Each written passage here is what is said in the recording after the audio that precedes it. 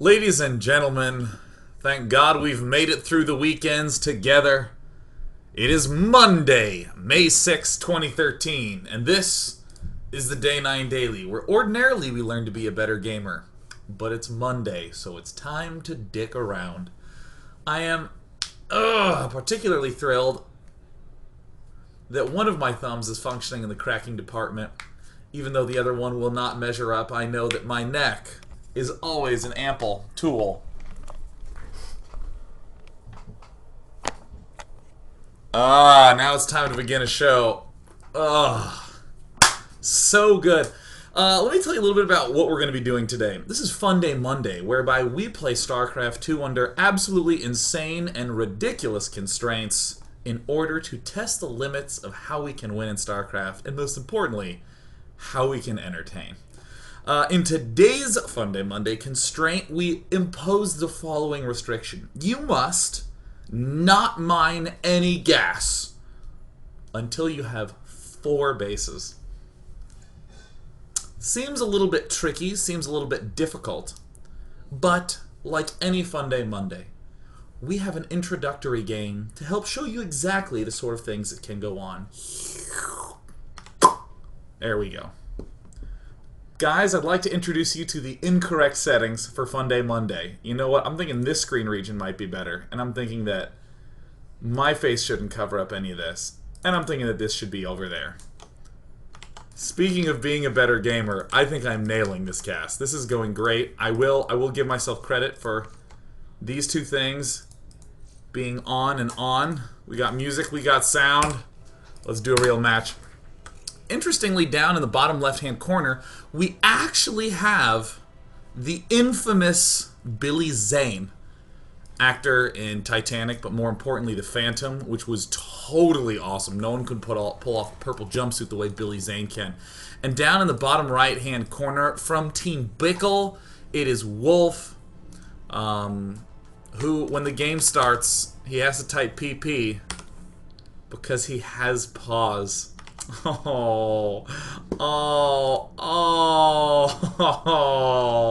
Dogs. Oh, it's cute until you can see his penis at the bottom. How about this one? There he is. Alright, coming back. There we go. So, our hero, Billy Zane, is going to be expanding 3 times. He cannot do any sort of expanding until he has himself secured a good amount of bases. And I really think there's absolutely nothing wrong with cheesing your opponent. I think it builds character, it certainly builds ladder points, and it builds relationships. Nothing will get you a relationship faster with a person than by cheesing them. Now, it won't be a positive one, but I mean, imagine the way that you normally pass by someone on the street in something like Los Angeles. You might not even make eye contact. But here, definitely, you know that they're looking at you. You know that they've at least put in some conscious thought, generally in the form of complete and utter detestment. So Bickle Wolf has his suspicions. He's getting his Marauders right off the bat. He's trying to keep an eye up. Now here comes Billy Zane. Now part of me would love if he just sent in all the units, one immediately, and thought, well, that qualifies for Funday Monday, and I didn't take any gas. Let me just shoot it right on in. Let me just send it right on in. Like, all that sort of stuff is totally, I mean, it's not really unacceptable, but it's not good either. And that's the real issue. At least it's better than the people that we were talking about last week who rig Funday Monday games, who try to do excellent things like get their friends to play and all that good jazz. I think cheesing and sort of trivially qualifying for Funday Monday is also fine.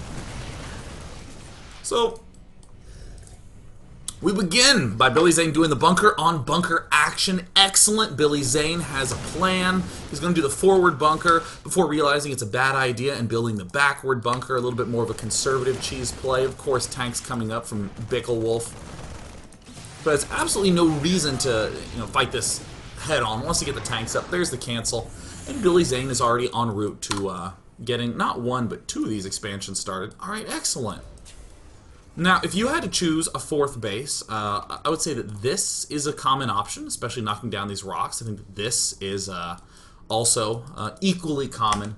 However, I think that Billy Zane is going to impress us with his even more superior stealing of this base, because either they scout it and you have 3 bases left anyways, or they don't scout it and probably won't actually have an impact on the game, but you'll at least feel relieved by the end.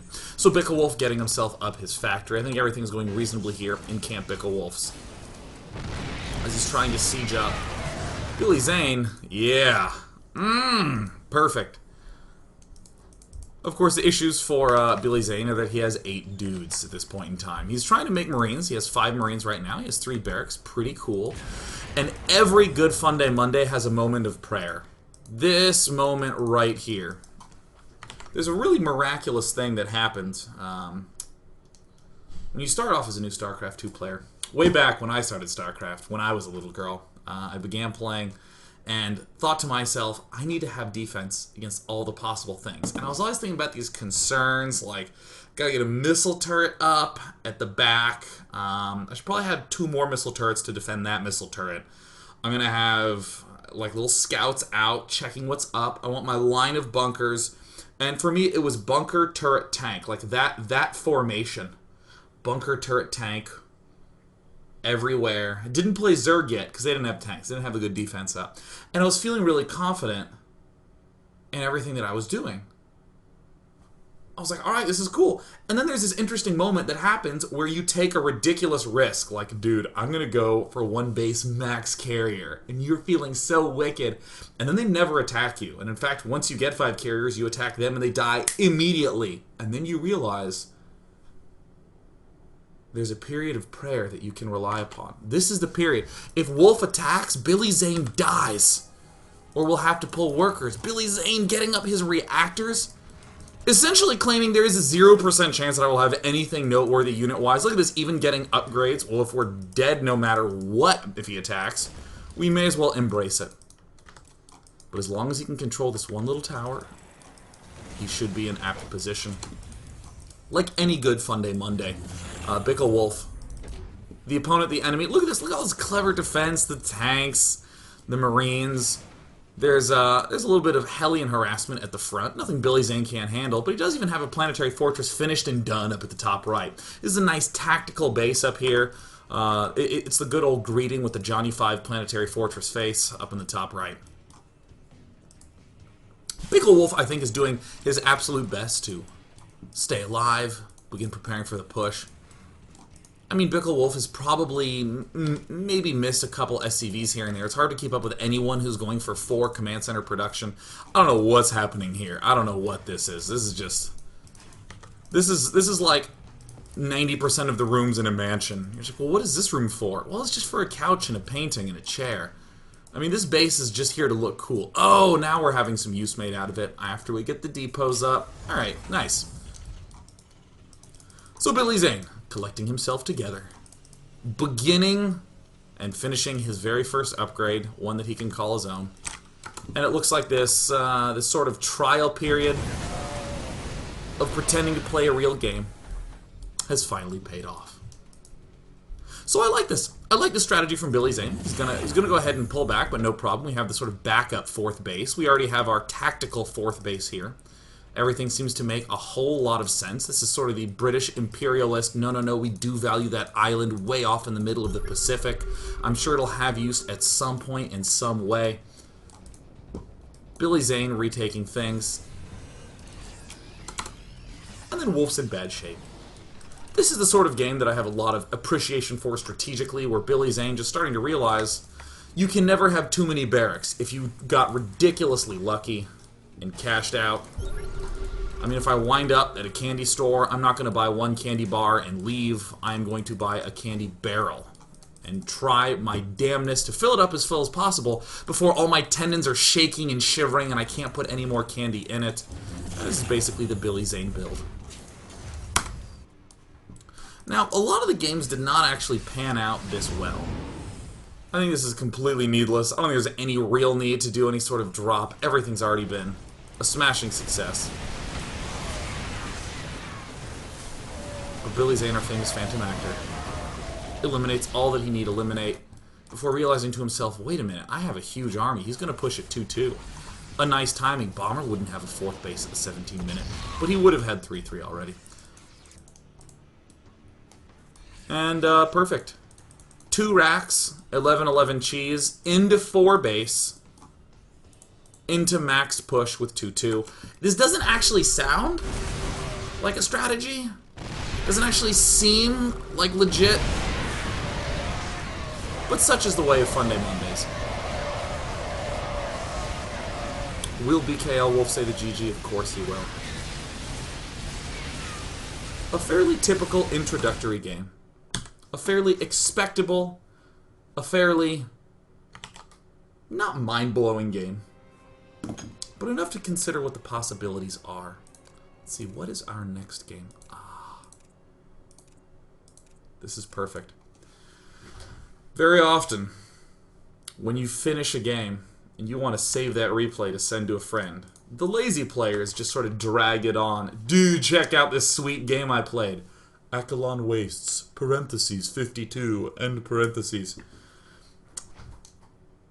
But there's other people who have even cooler ways to save those replays, such as using the caps lock button. This is a replay sent to me in all caps lock. Zomg, day 9, LOL Funday Monday. Yeah, rar. I was pretty excited to see this game, especially when I got to see the names of the players involved. Up at the top, we have the right-hand man of Rocksteady. It is none other than Bebop. And his enemy in the left position, from Team Hard, it is Prozkilla. Woo. Whoa. You know, we've discussed this before, that in StarCraft 2, you don't actually get to create more than one name. You get one name. You get a name. It's like with a baby. The baby has a birth certificate. For instance, I would not name my baby Prozkilla.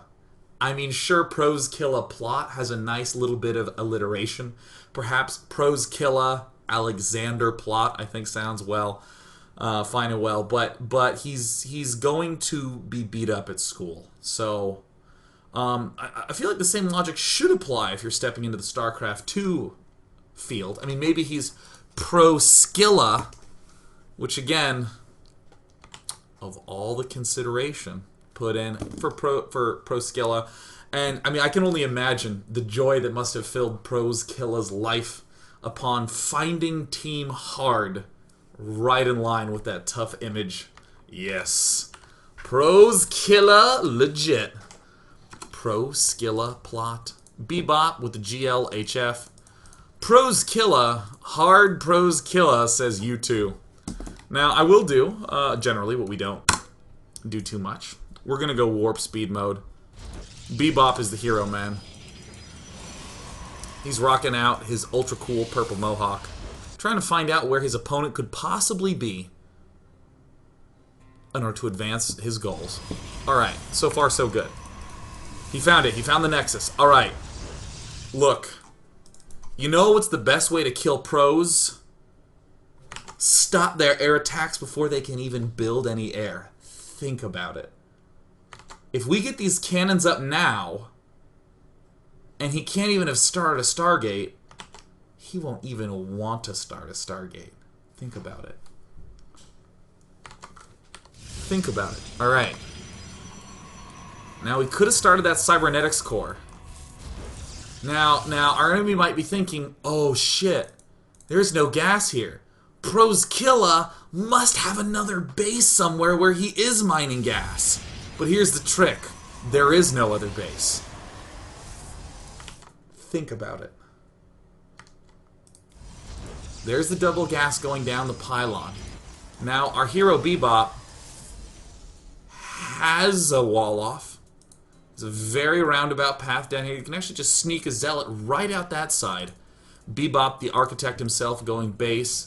He might be considering doing a wall off right here, but is certainly going to be throwing a base down at the opposite side. I didn't say they had to be 4 logical expansions. I just said they had to be 4 expansions before gas. Now hard probes killer, chrono boosting out all these probes, getting up all these gateways, getting up an expansion of his own, because you can't kill them probes killers without that macros. Bebop just making sure that he has something to do before he satisfies Funday Monday constraint number 1. Get 4 bases. Ah! Now he can begin building some gas geysers. That seems pretty good. Bam. Now, I'm sure many of you have asked yourself this question before. What is the most skillful unit in the game? Now, I want you to think long and hard, because some of you are going to get deeply emotional and be like, oh, pff, the Colossus, that's real fucking skillful. And to you, I'd say, whoa, hold off those emotions till a Tuesday, man.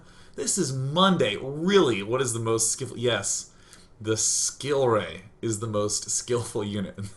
There's someone in chat who's like, the Ghost requires critical positioning. It requires that on a Tuesday. This is Monday. We're not even building ghosts unless we're maxed on only ghosts. You see what I mean? And then in that circumstance, there's no skill. You cloak 100 ghosts and you go, he better not have detection. He really, truly better not. I hope to God. I think there's a lot of these sorts of inherent decisions. Like for instance, this, let me just note what is within arm's reach of me. Hot sauce. There's always within arm's reach. Now notice that I reach off to the right side of the frame. And off the left side of the frame there's also hot sauce. Now, for instance, this is a sort of subtle decision that I have made. If I am going to be going for these types of things, probably not going to have to be someone who eats a lot of ice cream in his room. There's just going to be a lot of meat products, a lot of things that are brown and need to be a little bit hotter, right? There's these natural decisions. Same way if you get ghosts, you're going to be someone who's just saying, okay, I guess I'm not. I don't know where I'm going with this. If you get 100 ghosts, I guess that is skillful. I guess I take it back. I guess I take it all back. It seems I had to get up early. Take it back. Take it back. Yeah, you know what? I actually do. Yeah, I guess the implication is I would put hot sauce on the ice cream, right? Just like if you went max ghost, you're hoping he doesn't have detection. There's the logical train of thought. Oh, thank God. Look, guys, listen. Get hot sauce for your ghosts, is what I'm saying, really. And Void Razor's skillful. Are we done here? Have I said all the things that need saying? Alright, cool, man. Let's pepper up this ice cream. My grandpa used to put pepper on ice cream. And he's almost 100. He is still alive. And sometimes he's like, Sean, what do you do? And I try to explain it to him. And eventually I have to just say, I'm on TV, Grandpa. And he's like, oh, that's wonderful. How do you explain the internet to someone who's 100? He's 100. Grandpa, are you ready? So there's this thing called the internet. You can get absolutely anything that you want on it. Oh, look at that, skill raise. Anything you could ever imagine is there on the internet, and I'm there. And he's like, alright, in that case, I want a place I can go to and look up all the phone numbers for everyone that I've ever known in my entire life and call them. And I was like, Jesus, Grandpa, you can't do that. No, well, there's laws against that. That's creepy, Grandpa. You can't just get on the internet and find out everyone's phone number. What is wrong with you? And he's looking at me like, but you just said that you could get anything on there. I'm like, yeah, I mean, sure, Rule 34, Grandpa, but you can't just call someone and find out who they are over the internet. It's awfully weird. But I'm on there, Grandpa, and my name's Day Night. It's a different name. Alright. What are the first 33 rules, Grandpa? They don't exist. There's just, you go straight to Rule 34 and lose your mind.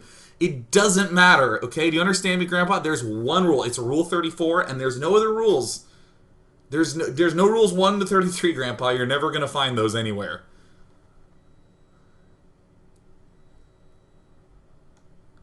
I guess the important thing is that hot sauce is really good. And I own it. I guess is what I'm saying. Either way. Bebop. Expanding. Alright, so Bebop, I think, is doing a sort of reasonable build, which is the everything build. We've delayed getting gas, so, you know, because we're going to reward ourselves based upon that delayed gratification.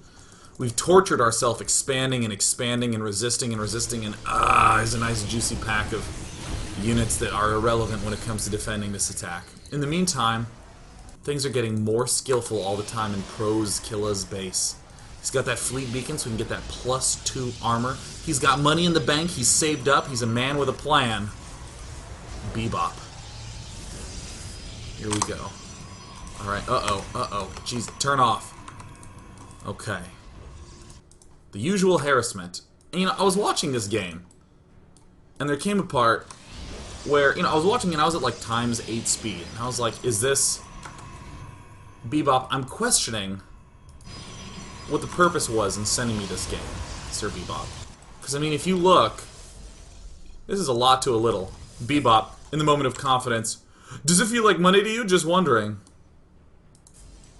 Pro's Killa has all the focus of his 100 APM. He's using all that APM to chrono, carrier, V, chrono, units, transferring the probes, they've made the longest journey. I mean, Bebop is so wealthy that essentially he could guard the Oregon Trail, and all the probes would be guaranteed all that gold. There was gold in Oregon, right? I don't even know what people were trying to get to with the Oregon Trail. All I know is that you can only carry 200 pounds of meat back to the wagon. So, God, please someone get that reference. Please, I beg of it. Please. Please, someone. Alright, there's 2 LOLs. I'm satisfied. I'm more than happy. Oh, thank God. Whew. What'd you spend your money on? Did you spend it? Perhaps on medicine, supplies, a sleeping bag, a teddy bear for the daughter. Nah, I bought 20,000 bullets. 20,000? Yeah, there's squirrels out there, man. I don't know, I need a lot of bullets. I got 99 boxes. It's like, why didn't you get 100? I don't know, I think there was an integer overflow problem, because they didn't have, like, 32-bit representation. They can only get to 100, and they're just like, nah. So I got 99 boxes. What's the big deal? The girl doesn't need a teddy bear. I can just shoot a real bear, and she can pet it, and we can go for another hour on the trail, and I can shoot another bear, and then she can pet different bears. It's so much smarter than a teddy bear. Think about it. That's why I got all the bullets. Think about it. Think about it.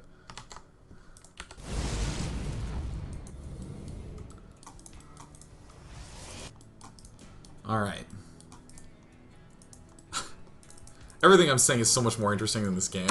I loved Oregon Trail, man. Look, think about it. Can everyone just take a moment to think about it? Bebop heading up. Now, the funniest thing of all, let me tell you a secret. Sometimes people send me eloquently written, sincere emails with replays where they will describe a situation like this as a 2-base timing push. Now, who wins? A variety of Stalkers, Archons, Void Rays, Sentries, with soon-to-be Guardian Shields, or an army with slightly more Void Rays.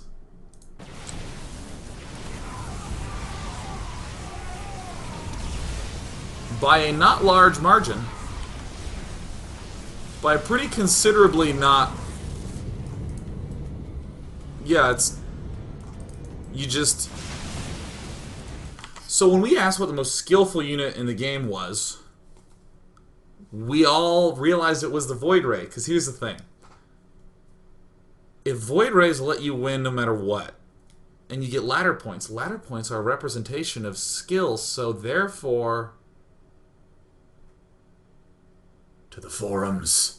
The world must know! When we come back, we're going to see if Bebop can possibly retrieve a victory in this game. And I will tease you by telling you that this is about halfway done.